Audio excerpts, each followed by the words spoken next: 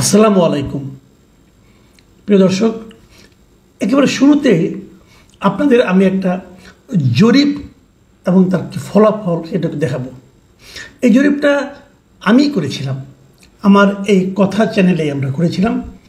একটু আগের জরিপ, 2 মাস আগের জরিপ, এবং সেই 2 মাস আগের বাস্তবতা কি লিখেছিলাম সেটা আপনারা দেখেন, তাহলে বুঝতে পারবেন 2 মাসে খুব একটা চেঞ্জ হয়েছে কিনা।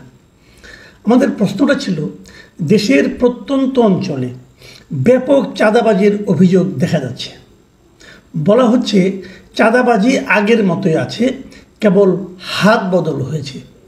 কারা করছে এইসব অপকর্ম? এই ছিল প্রশ্ন। এই প্রশ্নের উত্তর দিতে যেয়ে ৭৭,০০০ লোক ভোট দিয়েছিল। ৭৭,০০০ কিন্তু একটা বড় ফিগার, বুঝতেই পারছেন। এবং সেই প্রচুর মন্তব্য এসেছিল, মন্তব্যগুলো অ্যাভয়েড করছি। ৭৭,০০০ মন্তব্যের মধ্যে আবার ৭৭% উত্তরদাতা বলেছেন এর জন্য দায়ী বিএনপি ও তাদের সমর্থকরা। আর তারপর জামায়াত ও সমর্থকদেরকে দায়ী করেছেন 13%, আওয়ামী লীগ ও তার সমর্থকদের দায়ী করেছেন 6%, এবং 4% বলেছেন তারা বলতে পারবেন না এটার জন্য কে দায়ী। তাহলে মানুষ আসলে কি মনে করছিল আজকের থেকে 2 মাস আগে, যে প্রত্যন্ত অঞ্চলে, গ্রামাঞ্চলে অথবা জেলা শহরগুলোতে যে ব্যাপক চাঁদাবাজি হচ্ছে, তার মূল হোতা হলো বিএনপি কিংবা তার সমর্থকেরা, হয়তো যুবদল অথবা ছাত্রদল। এটা কিন্তু একটা পাবলিক পারসেপশন, মাথায় রাখবেন। আমি কিন্তু নিশ্চিত করে বলতে পারবো না। এমনও হতে পারে যে বিএনপির যারা বিরোধী তারাই বেশি বেশি করে ভোট দিয়ে বিএনপির বিরুদ্ধে বলেছে, সেটাও হতে পারে, আপনি সব ধরে রাখেন।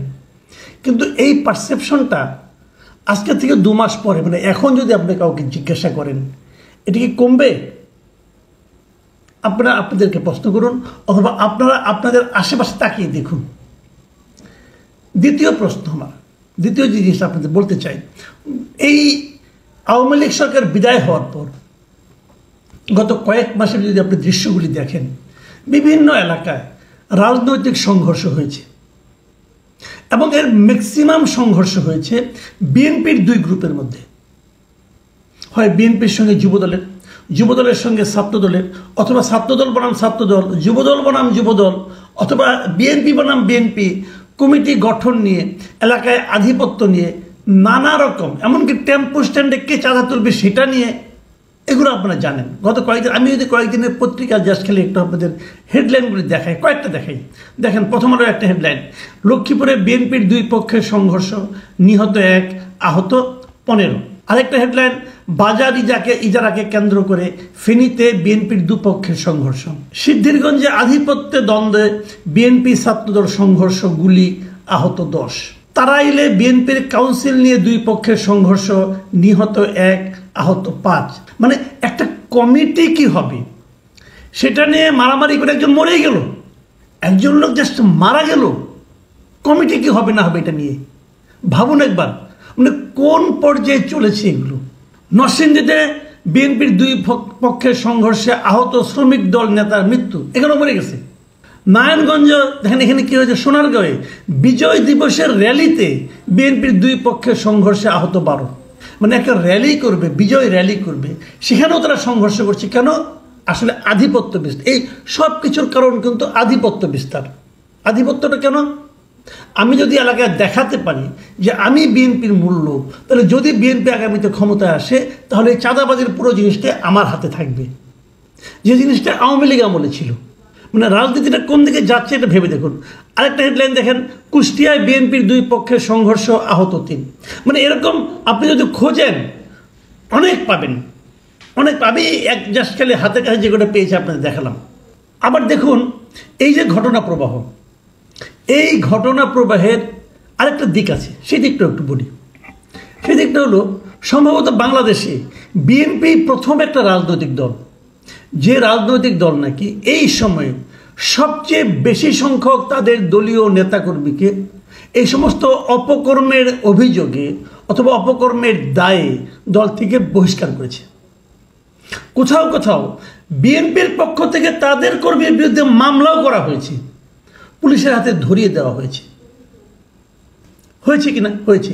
এটাও কিন্তু প্রথমবারের মতো। কখন আগে দেখেছেন? আমি দেখিনি। এই যে নিজ দলের নেতাকর্মীদের এভাবে ধরিয়ে দেয়, দেখিনি আমি। তাহলে এই সব কিছু আমি বললাম বিএনপি নিয়ে। কেন বললাম? সে আলোচনাটা একটু আসি, সংক্ষেপে আসি, বেশি বড় করলে অনেক বড় হয়ে যাবে।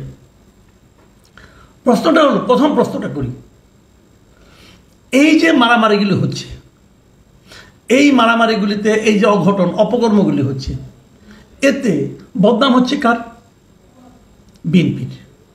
ভাবুন, যদি সামনে নির্বাচনে হয় একটা, সেই নির্বাচনে এই ঘটনাগুলি যদি উপস্থাপিত করা হয়, ক্ষতি হবে কার? বিএনপির। তাহলে বিএনপি কেন নিজের ক্ষতিটা নিজে বুঝতে পারছে না? নাকি বুঝতে পারছে, কিছু করতে পারছে না? যা কিছু করছে তারা, তাতে কি এটা থামানো যাচ্ছে? না, যাচ্ছে না। সেটা হলো মরুভূমিতে এক ফোঁটা পানি ফেলার মতো হচ্ছে, সেই পানি হারিয়ে যাচ্ছে। তাহলে এই যে ঘটনাগুলি ঘটছে, লাভ হচ্ছে কার? এটাই হলো $1,000,000 কোশ্চেন। লাভ হচ্ছে কার? দেখেন, অপরাধ বিজ্ঞানে একটা কথা বলা হয়, যখন কোনো অঘটন ঘটে, ধর একটা হত্যা হলো, একটা বড় ধরনের অন্যায় হলো, একটা ডাকাতি হলো, যা কিছু ঘটলো, যখন এরকম একটা অন্যায় ঘটে, অপরাধ বিজ্ঞানীরা প্রথমে যে কাজটা করেন, প্রথমে তারা যে দেখেন এতে বেনিফিশিয়ারিকে, মানে কার লাভ হচ্ছে, কার সুবিধা হচ্ছে, এবং সেটাই হলো সবচেয়ে ইম্পর্টেন্ট। এখানেও তাই। বলুন তো, লাভটা কার হচ্ছে? লাভটা কার হচ্ছে? বিএনপি তো ধরে নিয়েছে, অনেকে বলে যে না, বিএনপি আগামীতে নিশ্চিন্ত ক্ষমতায় আসবে। আসবে কি? নিশ্চিন্ত আপনারা? কিভাবে নিশ্চিন্ত ভাই? আমরা কিন্তু এরকম দেখেছি 91-এ যখন এরশাদের পতন হলো, এরশাদের পতন হওয়ার পর অনেকে নিশ্চিন্ত হয়ে গিয়েছিলেন যে আওয়ামী লীগ ক্ষমতায় আসবে। সবাই ধরে নিয়েছিল। আওয়ামী লীগের সভানেত্রী তৎকালীন শেখ হাসিনা 3 জায়গা থেকে দাঁড়িয়েছিলেন, ঢাকার তেজগাঁও থেকে, আর পুরনো ঢাকা থেকে, আর নিজের বাড়ি টঙ্গিপাড়া থেকে।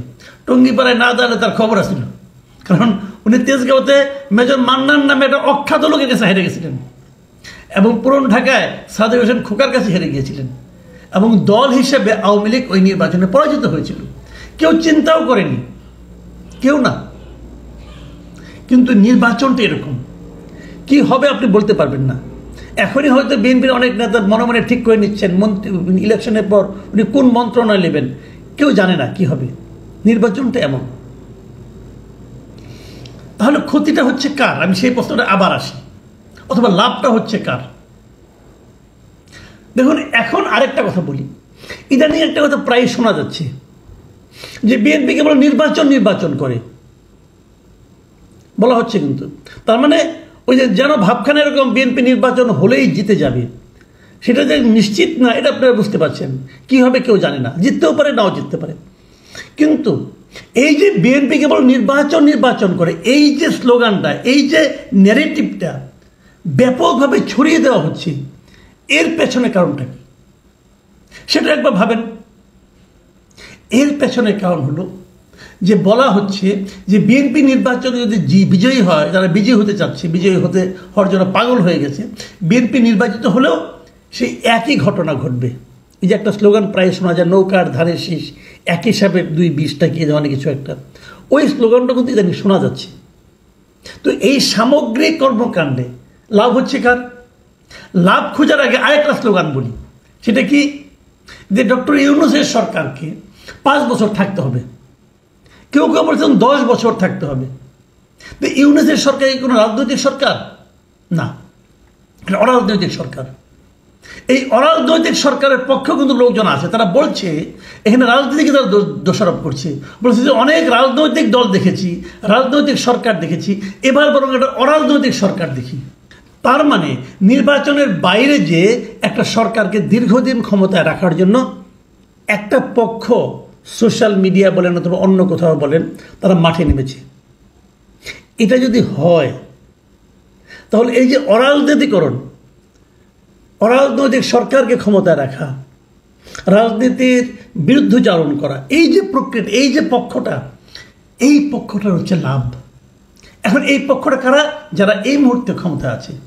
এখন আবার আমি একটু সামনের দিকে যাই, শুরুর দিকে যাই। শুরু থেকে কি, এই যে বিএনপিতে এত মারামারি হচ্ছে, বিএনপি চাঁদাবাজি করছে, আমরা বলছি, এটা থামছে না কেন? থামানোর কোনো চেষ্টা কি হচ্ছে? আচ্ছা, যদি একটা জায়গায় মারামারি হয়, টেম্পো স্ট্যান্ডের দখল নিয়ে থামানোর দায়িত্ব কার? বিএনপি তার নেতাকর্মীকে বলতে পারে তোমরা এটা করো না, কিন্তু তারা যখন দেখবে নগদ প্রাপ্তি, নগদ টাকা, তখন তারা করার চেষ্টা করবে। থামানোর দায়িত্ব কার? থামানোর দায়িত্ব সরকারের। সরকার থামাচ্ছে না কেন? তাহলে সরকারকে ইন্টেনশনালি থামাচ্ছে না। সরকারকে জনগণের মধ্যে রাজনীতির বিষয়ে একটা ভীতি সঞ্চার করার জন্য, একটা ভীতির জন্ম দেওয়ার জন্য সরকারকে ইচ্ছাকৃতভাবে এগুলো হতে দিচ্ছে। তাই যদি হয় তাহলে ভিলেনটাকে, এই জিনিসটা কিন্তু আমাদের ঠান্ডা মাথায় চিন্তা করতে হবে। আসলে এই সব কিছুর পেছনে কি কাজ করছে? এর পেছনে একটা খুবই সুপরিকল্পিত চিন্তা কাজ করছে বলে আমি মনে করি। আমি আশা করব সরকার এগুলো থামানোর চেষ্টা করবেন।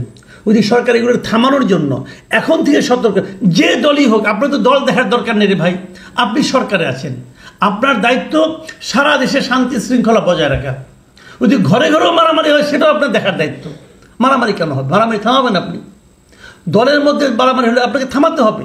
আওয়ামী লীগের মারামারি হলে কি আপনি থামাবেন না? জামাতের মধ্যে জামাত শিবিরের মারামারি হলে আপনি থামাবেন না? থামাবেন। আপনার কাজই এটা। এই ভূখণ্ডে যা কিছু অপকর্ম ঘটবে সেটা নিয়ন্ত্রণ করার দায়িত্ব সরকারের। যদি সরকার সেটা ঠিকঠাক মতো না করে তাহলে কিন্তু আমরা ভাববো, বুঝতে, আমরা চিন্তা করতে চাইব যে তাহলে এটা কি বিরাজনীতিকরণের জন্য এটা করা হচ্ছে, অথবা একটা অরাজনৈতিক সরকারকে দীর্ঘমেয়াদে থাকার জন্য একটা পরিকল্পনা হচ্ছে। এই জিনিসগুলো প্রিয় দর্শক আপনারা একবার ভাববেন।